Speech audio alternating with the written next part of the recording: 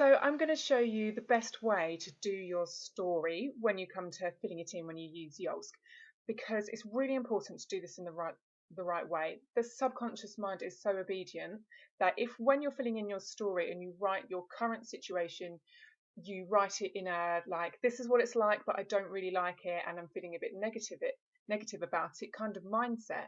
But when you then come on to say how you prefer things to be, then what you'll find is that actually your subconscious mind doesn't really believe that you're going to be able to do those things, because you've just told it how terrible your life is at the moment, so you haven't managed to get what you want so far. So it's important when you come to do your story and when you're going through the areas, that when you come to write what your satisfaction is like, tell us it in a really positive sense. So I'm going to show you what I mean going into leisure and well-being. So I'm just going to go into the area here, and it's now going to ask me to describe my current situation. Now I am going to do this, but I'm only going to write positive things. So I'll be back in a moment with some positive stuff written down. So here you can see I've written down my current situation purely in the positive. I've only written things in there that I can appreciate, that I already have in my life, that I feel really happy to have there, because that's what I want more of. So I want to keep my subconscious mind in a positive focus before I go ahead and say how else I would like things to be. So you can have a little look through what I've written here about all the fun activities that I'm able to do with my friends and with my partner, and the stuff that I enjoy doing on my own as well.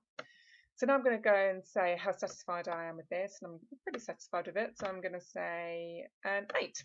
Okay, but I'm not saying 10, and I wouldn't ever say 10, because when I've created the most ideal scenario that I can think of, eventually once I've achieved it, I'll then be able to think of something else. So we're not looking to get to 10 out of 10. What we're looking for is going, this is how great things already are, and wouldn't it be even better if they were like this? So the next thing I'm going to do is jot out some even better things that I would like to see happening in my leisure and well-being area. And as you can see here, I've now filled in some detail about some even better things that I would love to have happening in my life in the leisure and wellbeing area. So I'd love a holiday to New Zealand.